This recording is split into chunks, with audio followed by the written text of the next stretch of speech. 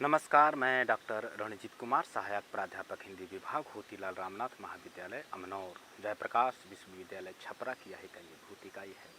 प्यारे विद्यार्थियों, सर्वप्रथम जुलाई माह के इस नवल सत्र में अर्थात ग्रीष्मावकाश के बाद शुरू होने वाले इस नए कालांश में, पहले कालांश में आप सबका स्वागत है, अभिनंदन है।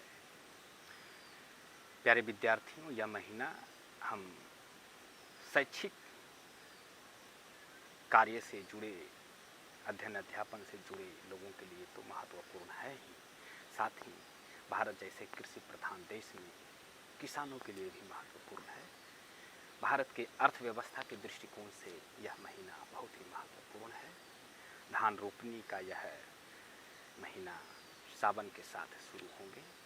सावन के आते ही भगवान शिव और पार्वती क्या यह पूरा महीना उपासना का महीना है, तो धार्मिक दृष्टिकोण से, आर्थिक दृष्टिकोण से, कृषि के दृष्टिकोण से और शैक्षिक दृष्टिकोण से भी यह महत्वपूर्ण है। चूँकि कोरोना जैसे महामारी से पूरी दुनिया जूझ रही है, ऐसे में हम सभी सुरक्षित घर में रह के ही अपने अध्ययन अध्यापन का कार्य सुचारू ढंग से संचालित रखें और अपने आसपास के लोगों को जागरूक करें कि कोरोना से डरने की ज़रूरत नहीं, बल्कि लड़ने की ज़रूरत है। तो हम लोग इसी बिंदुओं के साथ आज इस नवल सत्र में इस नए परिचर्चा को प्रारंभ करते हैं। प्यारे विद्यार्थियों, आज का यह परिचर्चा कथा सम्राट मुंशी प्रेमचंद की बहुचर्चित कहानी मृतक भोज पर आधारित है। मृतक भोज मानसरोवर में चौथा भाग में संकलित है। जैसा कि मैंने प्रेमचंद के जीवन पर परिचर्चा के दौरान यह बतलाया था कि मानसरोवर उनके संपूर्ण कहानियों को 8 भागों में संकलित संग्रह का नाम है, तो चौथे भाग में यह कहानी संकलित है। हिंदी रचना प्रथम सत्र में स्नातक के विद्यार्थियों के लिए यह कहानी बेहद उपयोगी है, बहुत ही महत्वपूर्ण है, परीक्षोपयोगी मानी जाएगी। मृतक भोज पर परिचर्चा से पूर्व मैं आप सबको ये बताना चाहता हूँ कि इधर हाल फिलहाल में ही हंस के मौजूदा संपादक संजय सहाय, राजेंद्र यादव के देहावसान के बाद संजय सहाय ने हंस के संपादक के तौर पे अपने नए पारी की शुरुआत की थी। उन्होंने एक लाइव कार्यक्रम में, डिजिटल कार्यक्रम में प्रेमचंद की रचनाओं पर बड़ा निंदनीय आरोप लगाया कि प्रेमचंद की 20-25 रचनाएं ही पठनीय है, उच्च कोटि की है, और बाकी कूड़े दान में फेंकने योग्य है।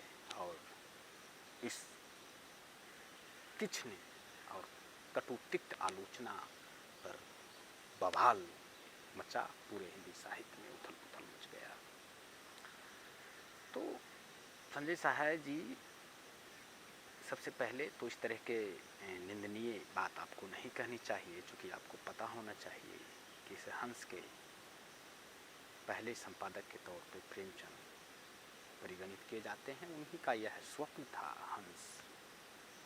हंस देश की आज़ादी में वही भूमिका निर्वहन करती है एक पत्रिका के रूप में, जो उस समय गांधी या अन्य देश के क्रांतिकारी सिपाही कर रहे थे। प्रेमचंद भी इस पत्रिका के माध्यम से, उन्होंने पहले ही संपादकीय में लिखा था कि जिस तरह से राम सेतु में गिलहरी की या पंचरुखी की भूमिका थी, छोटी भूमिका ही थी लेकिन उच्च कोटि की भूमिका थी, ठीक उसी तरह से इस हंस पत्रिका की भी भूमिका देश की आज़ादी में माँ भारती के शोभा तिलक में अगर छोटी भी भूमिका निभाती है तो यह मेरा सौभाग्य होगा। खैर, 1935 के आसपास इस पत्रिका पर अंग्रेजों ने 1000 रुपये का जुर्माना लगाया था। उसमें बहुत बड़ी राशि मानी जाती थी और महात्मा गांधी भी देने में असमर्थ हुए थे इस राशि को, और प्रेमचंद अपने मृत्यु अर्थात 1936 में मृत्यु के पहले किसी तरह से इस राशि को चुकता करके और हंस को अंग्रेजों के प्रतिबंध से मुक्त कराया था। कन्हैयालाल मानिकलाल मुंशी उस दौरान इनके साथ संपादक द्वय की भूमिका में थे, और वहीं कन्हैयालाल मानिकलाल मुंशी जो शब्द है जो प्रेमचंद के साथ जुड़ता है, और ये मुंशी प्रेमचंद बन जाते हैं। कन्हैयालाल मानिकलाल मुंशी आगे चल के जो दक्षिणपंथी जो राजनीति है उसका ये करते हैं, प्रतिनिधित्व करते हैं। जय सोमनाथ के माध्यम से तो देश के आज़ादी के दौरान, आज़ादी के बाद भी उन्होंने देश में खूब तांडव किया। कहा तो ये भी जाता है कि के मुंशी वो शख्सियत हैं जो मौजूदा जो सत्ता है, जो राष्ट्रवादी सत्ता है, उसकी भूमिका में है। खैर ये सभी अलग की बात है, लेकिन संजय सहाय को इतना तो ख्याल रखना चाहिए था कि मैं जिस कथाकार के बारे में इस तरह की ओछी और टुच्ची आलोचना कर रहा हूँ, वो भारत के हिंदी के रविंद्रनाथ टैगोर कहे जाते हैं, वो भारत के मैक्सिम गोर्की कहे जाते हैं, वो भारत के लियो टॉल्स्टॉय कहे जाते हैं। करोड़ों जो भारतीय पीढ़ी है वो प्रेमचंद की कहानियों को पढ़ के और अपने संस्कृति, अपने संस्कार, अपने आचरण, अपने कर्तव्य को संभाला है। हालांकि संजय सहाय पहले व्यक्ति नहीं है जो प्रेमचंद के ऊपर उंगली उठाई है। इनके पहले भी कमल किशोर गोयनका ने हालांकि इनके कई तथ्यों को उजागर किया। उन्होंने भी कई आरोप प्रत्यारोप गढ़े थे प्रेमचंद के जीवन को लेकर के। प्रेमचंद अध्ययन की नई दिशाओं के माध्यम से, उसी तरह से प्रेमचंद सामंत के मुंशी के माध्यम से डॉक्टर धर्मवीर ने भी, और प्रेमचंद की नीली आंखें के माध्यम से डॉक्टर धर्मवीर ने दलित परिप्रेक्ष्य में प्रेमचंद को देखने की कोशिश की थी, और उनकी कई रचनाओं को दलित विरोधी रचना और कई रचनाओं को सामंती शासन के पोषक रचना के रूप में उन्होंने दिखाया था। खैर ये अलग विमर्श है। डॉक्टर धर्मवीर का मैं एक विद्वान के रूप में सम्मान करता हूँ, लेकिन कई चीज़ों से मैं उनसे सहमत नहीं हूँ। खैर, चूँकि यहाँ परिचर्चा मृतक भोज पर है और यह कहानी ही सिद्ध करेगा कि क्या ये सामंतों के मुंशी थे या फिर इनकी कहानियाँ कूड़ेदान में फेंकने योग्य है, या भारतीय समाज में जो फैली रूढ़िवादी है, जो आडंबर है, उस पर किस तरह से चोट करते हैं। प्रेमचंद अपने रचना कर्म के संदर्भ में उन्होंने कहा कि मेरी लेखनी या मेरी कलम तब तक नहीं उठती है किसी कहानी को लिखने के लिए जब तक कि उसका कोई मनोवैज्ञानिक या दार्शनिक आधार न मिल जाए।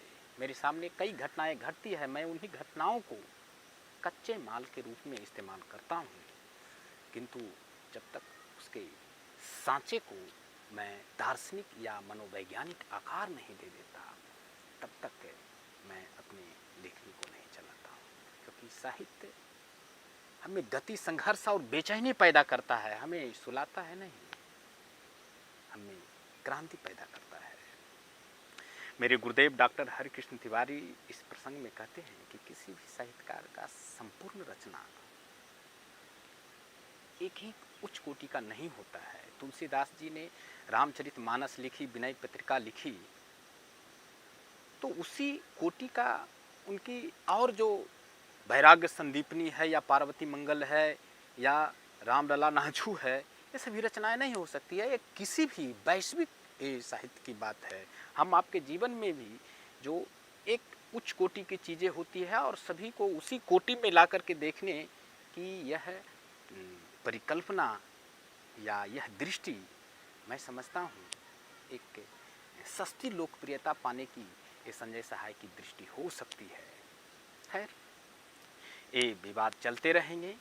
साहित्य में जिनकी आलोचना अधिक होती है वो और अधिक तेवर के साथ स्थापित होते हैं। विचार या विवाद जो क्या करता है, विचारों में जो विकार होता है उसे बाहर निकालता है और फिर एक नए विमर्श, एक नई दिशा की ओर हमें प्रवाहमान करता है। तो विद्यार्थियों, हम सभी मृतक भोज कहानी पर सीधे अपनी परिचर्चा को केंद्रित करते हुए आगे बढ़ते हैं। मृतक भोज कहानी भारतीय परिप्रेक्ष्य में काफ़ी महत्वपूर्ण कहानी है। हालांकि इसकी चर्चा बहुत कम की जाती है, किंतु यह बहुत ही महत्वपूर्ण कहानी है। नई पीढ़ी इस कहानी को पढ़े ही नहीं बल्कि आत्मसात करे। इस कहानी में जो प्रमुख पात्र हैं वो सेठ रामनाथ प्रमुख पात्र हैं और उनकी पत्नी सुशीला और उनका पुत्र मोहन, जिसकी कहानी बहुत संक्षेप में है, लेकिन उनकी पुत्री रेवती ये प्रमुख पात्र हैं। मैं तो कहूँगा कि सुशीला और रेवती के बीच में पर केंद्रित यह कहानी एक स्त्री विमर्श की भी कहानी है। और भारतीय जो आडंबर है, जो रूढ़िवादी जो कुछ है, प्रचलन है, प्रथाएं हैं, उन प्रथाओं पर तो चोट करती हुई यह कहानी है। मृतक भोज से ही, शीर्षक से ही ज्ञात होता है कि मृत्यु के बाद जो भोज की हिंदू धर्म में एक बहुत ही सुदीर्घ और लंबी परंपरा है, उस परंपरा पर यह चोट करती हुई कहानी है। जैसे हमारे यहाँ कई प्रथाएं समय के साथ साथ अपनी प्रासंगिकता खोते गए और उनका समाज में लगभग समाप्ति हुआ। सती प्रथा, बाल विवाह, विधवा विवाह, ऐसी कई प्रथाएं थी, छुआछूत जैसी प्रथाएं, तो ये सभी समय के साथ धीरे धीरे समाप्त हुआ। किंतु एक प्रथा जो हमारे समाज में रूढ़िबद्ध हो चुका है वो है मृतक भोज। मृत्यु के बाद का जो भोज है उसी पर यह कहानी केंद्रित है। उसी के तमाम पहलुओं को इस कहानी के माध्यम से प्रेमचंद ने प्रकट किया है, प्रस्तुत किया है। प्रेमचंद ने इस कहानी के माध्यम से मृत्यु के बाद जो भोज करवाए जाते हैं हिंदू धर्म में, उस पर चोट किया ही है। साथ ही साथ स्त्री विमर्श के मुद्दों को भी उठाया है कि सुशीला जैसी कम पढ़ी लिखी एक गृहिणी किस तरीका से समाज के चुनौतियों से जूझती है, संघर्ष करती है और अपनी अस्मिता को बचाए रखने के लिए वो प्राणों की आहुति देती है। ठीक उसी तरह से उनकी पुत्री भी अपनी माँ के ही अनुसरण करते हुए वो भी अपने आप को किसी वृद्ध काम लिप्सा में लोलुप वो झाबरमल के हाथों बिकना पसंद नहीं करती है, बल्कि अपने उस 14 वर्ष की एक किशोरी अपने आप को गंगा को समर्पित करना पसंद करती है। खैर, महाभारत में अनुशासन पर्व के अंतर्गत श्री कृष्ण ने एक बात कही थी दुर्योधन को, जब युद्ध की संधि के लिए पांडव के प्रतिनिधि के रूप में दुर्योधन से 5 गांव के लिए निवेदन करने जाते हैं और दुर्योधन उस 5 गांव को भी देने से इनकार करता है, किंतु अतिथि के रूप में उन्हें भोज के लिए आमंत्रित करता है। और तब उन्होंने एक बात कही थी कि संप्रीति भोज्यानि आपदा भोज्यानि पुनः, मतलब ये था कि कई अर्थ इसका निकाला गया। इसमें से एक अर्थ यह हुआ कि मृत्यु भोज या दुख करके किसी को अगर भोज करवा रहे हैं तो उस भोज का कोई महत्व नहीं रह जाता है। जो भोज कराने वाला हो वो सुखी हो। राजस्थान में तो मृत्यु भोज पर प्रतिबंध है, बजाते कानूनन प्रतिबंध है वहाँ। और सच भी है कि मृत्यु के समय रो रो कर लकड़ी चीरती चीरते हैं लोग, रो रो कर खाना बनाते हैं, रो रो कर के मिठाई बनाते हैं और हम सभी से बड़े निष्ठा के साथ खाते हैं, बड़ी प्रसन्नता के साथ खाते हैं। भले ही वो कर्ज लेकर के, भले ही वो सूद ब्याज लेकर के, भले ही वो घर द्वार बेच करके, गिरवी रख करके वो भोज करें, लेकिन समाज की प्रतिष्ठा और वो परलोकवास की जो एक परिकल्पना है, स्वर्गीय परिकल्पना है, उसमें स्वर्ग या मोक्ष धाम की प्राप्ति के लिए इस संस्कार को करने की या भारत में या हिंदू धर्म में खास करके यह बड़ी गहरी और विशद परंपरा है। जैसे दहेज प्रथा कभी ना समाप्त होने वाली प्रथा के रूप में दिख रही है, वैसे ही मृतक भोज भी शायद उसी की तरफ है। लेकिन प्रेमचंद आज से 70 साल 80 साल पहले इस तरह के जो रूढ़ियां हैं, प्रथाएं हैं, उस पर चोट करते हैं कहानी के माध्यम से। ये कहीं न कहीं उनकी दूरदर्शिता का ही परिणाम है। तो यह कहानी काफ़ी महत्वपूर्ण कहानी है। जैसा कि मैंने कहा कि यह कहानी रामनाथ और उनकी पत्नी सुशीला के बीच की कहानी है। रामनाथ मृत्युशैया पर लेटे हैं, विलाप कर रहे हैं, इतना सारा धन संपदा मैंने बनाया, अब सुख करने का वक्त आया था सुशीला, मैंने तो आपको सुख भी नहीं दे सका। और उसी बीच राजा रानी अर्थात मोहन और रेवती, मोहन उसमें मोटर के लिए रो रहा है। पूछते हैं रामनाथ अपनी पत्नी सुशीला से कि क्यों रो रहा है, तो वो मोटर का जिद किए हुए है, 50 रुपये से कम की मोटर थोड़ी नहीं मिलेगी। और इसी संवाद के साथ कहानी शुरू होती है। रामनाथ नहीं बच पाते हैं, उनकी दवा दारू इलाज में जो रही सही पूंजी थी घर की, वो सभी खत्म हो जाती है। जब उनकी मृत्यु होती है तो उनके समाज के जो लोग हैं, खास करके धनीराम, कुबेरदास, ये सभी जो प्रतिनिधि करते हैं वो सभी आते हैं। और सुशीला तो ये उम्मीद कर रखी थी कि इनसे कुछ मदद मिलेगी, लेकिन उल्टे वो सभी गिद्ध के रूप में इनके घर पर निगाह डाले हुए हैं और घर बेचकर इनके श्राद्ध कर्म को करने की बात करते हैं। गर्भधारण से हम मानव का हिंदू धर्म के अनुसार संस्कार कर्म शुरू होता है और अंत्येष्टि तक जाकर 16 संस्कार का कर्म पूरा होता है। लेकिन इस 13वीं और बरखी और ब्रह्मभोज कंटाही, इसके माध्यम से ना जाने कौन से नए संस्कार का और किस प्रथा के अनुसार इसका ये किया गया है, ये अलग प्रसंग है, ये अलग विमर्श का विषय है। तो सुशीला को यह कहा जाता है कि आपको भोज करना ही होगा, समाज में प्रतिष्ठा का बात है।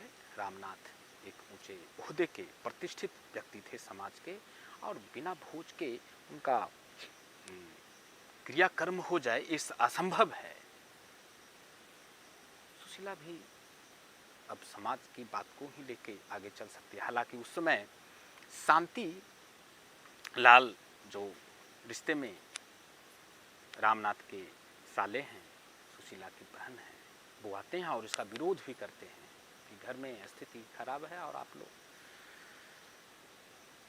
ब्रह्मभोज की बात करते हैं।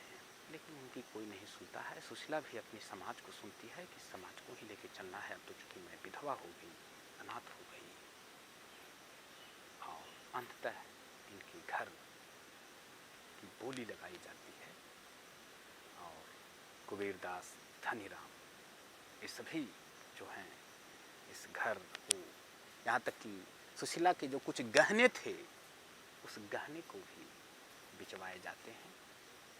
भीम चंद और दुर्बलदास भी वहाँ उपस्थित होते हैं और ये सभी जो पात्र हैं, जैसे धनीराम, कुबेरदास, भीमचंद, दुर्बलदास, ये सभी जो पात्र हैं समाज के ही पात्र हैं। वहीं उन्हीं के समाज के, लाला रामनाथ के समाज के ही पात्र हैं। लेकिन ये सभी अवसरवादी पात्र हैं, मित्र के नाम पे अपने स्वार्थ साधने वाले हैं। तो गहने तक के बेच दिए जाते हैं, घर को बेच दिए जाते हैं और पूरे ठट्ठे से काम क्रिया करवाए जाते हैं और लोग बड़े चाव से खाते हैं। ब्रह्मभोज तक के तो इनके घर में सभी का आना जाना रहा। कई ब्राह्मणों ने जिमा पूरे समाज खाएं और क्रेडिट श्रेय लेने का काम कुबेर दास और धनीराम लेते रहे कि भाई मित्र था, अब कैसे छोड़ देते, ये वो तरीका के वहाँ पर प्रपंच वो कहा गया है। और इस तरह से उनका घर गिरवी रखा जाता है और उसके बाद कुछ ही दिनों के बाद उस सुशीला को मोहन और रेवती के साथ घर से निकाल दिया जाता है। उसके बाद वो एक घर में किराए पर रहना शुरू करती है और 10 रुपये के किराए पर रहना शुरू करती है, लेकिन वो झाबरमल का वो घर था और 3 महीने के किराए बाकी हो जाने पर वो भी घर से निकाल देता है। रेवती पर उसकी बुरी दृष्टि है और लेकिन वो उसकी माँ इनकार करती है क्योंकि झाबरलाल का जो उम्र है वो लगभग 50 वर्ष का है और रेवती अभी 13-14 साल की बच्ची है और दुहाजू है और वो विवाह करने के लिए ललायित है, कामासक्ति है। लेकिन वो प्रलोभन में नहीं आती है सुशीला। इस जगह वो एक माँ के रूप में, एक गृहिणी के रूप में, एक स्त्री के रूप में काफ़ी मजबूत दिखती है। खैर उसकी भी मृत्यु होती है क्योंकि मोहन को ज्वर पकड़ा था और मोहन को ज्वर पकड़ने में ही वो संकल्प लेती है ईश्वर से कि या ईश्वर मुझे ही उठा ले, मेरे बेटे को ठीक कर दे। और मोहन तो ठीक हो जाता है लेकिन माँ चल बसती है। और झाबरलाल जब घर से बाहर निकाल देता है, अपने जब घर से बाहर निकालते हैं तो एक खटकिन है, खट्टिक, तो खटकिन का एक ये है जिक्र इन्होंने तो वो रखती है। इनके कई कहानियों में इस तरीक़ा की चीज़ें आपको देखने को मिलेगी। हिंदू मुस्लिम के बीच में जो एकता स्थापित करने की जो इनकी मुहिम है, एक दार्शनिक मुहिम है, वो कहीं न कहीं गांधी से प्रभावित है।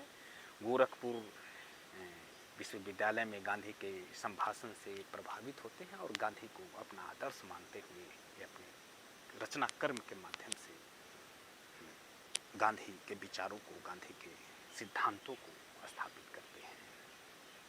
तो वहीं आश्रय देती है और झाबरलाल को से वो लड़ने की ताकत देती है। और उसी दौरान रेवती